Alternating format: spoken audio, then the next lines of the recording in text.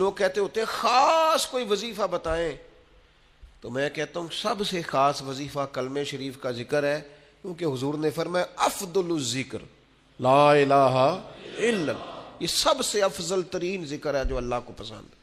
تو اب اذکار کریں، کچھ وقت بیٹھیں، مسنون ذکر، یہ تسبیح فاطمہ جو پڑھی جاتی ہے نماز کے بعد 33 بار سبحان اللہ، اور وہ بھی برسبیل تذکرہ اذکار دو ذرا صحیح پڑھی جائے۔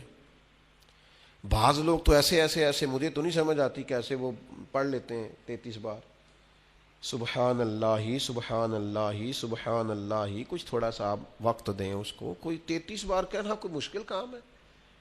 الحمدللہ الحمدللہ، تھوڑا تھوڑا آپ ٹائم دیں اس کو، اللہ اکبر کہیں، ذرا تھوڑا رکیں، 33 بار کوئی مشکل کام ہے؟ اور فضیلت اس کی اتنی ہے کہ فرمایا اگر کسی کے گناہ سمندر کی جھاگ کے برابر بھی ہوں تو یہ تسبیح پڑھنے والے کہ اللہ گناہوں کو معاف فرما دیتا ہے۔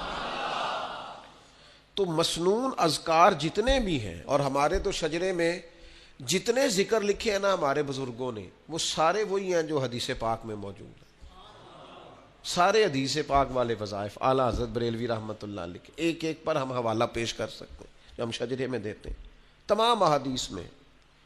توجہ نہیں کرتے آبا، میں آپ سے گزارش کروں گا بہت ساری باتیں ادھر ادھر کی کرنے کی بجائے کچھ وقت اذکار کے لیے لگائیں، لطف آئے گا آپ کو اگر آپ اذکار کریں گے، آپ چیزوں کو پڑھیں گے، آپ اس پر غور کریں گے، آپ کو ذائقہ نصیب ہوگا۔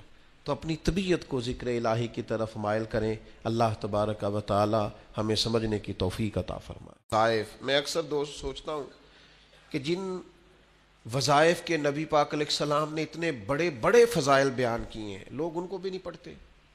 لا حول ولا قوت الا باللہ العلی العظیم، حضور فرماتے ہیں یہ اللہ کے عرش کے خزانوں میں سے خزانہ ہے۔ بخاری مسلم میں حدیث ہے، فرمایا 2 کلمے ایسے ہیں زبان سے کہنے آسان ہے، میزان میں جب تلیں گے تو وزن بہت زیادہ ہوگا، اور حبیبتان الی الرحمن، فرمایا یہ دونوں کلمے تمہارے رب کے محبوب ہیں، اللہ کو پیارے ہیں۔ یا رسول اللہ کون سے؟ فرمایا سبحان اللہ و بحمدہ سبحان اللہ العظیم۔ کتنی اللہ کے محبوب نے ان 2 کلمات کی فضیلت بیان کی، پڑھتے ہی نہیں لوگ، توجہ ہی نہیں کرتے۔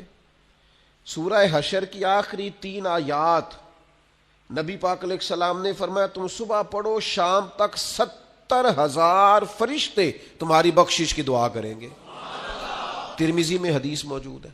اور صبح پڑھو گے تو شام تک، اور شام پڑھو گے تو صبح تک 70,000 فرشتے بیٹھے ہیں تمہاری بخشش کی دعا مانگ۔ لوگ وظائف پڑھتے ہی نہیں۔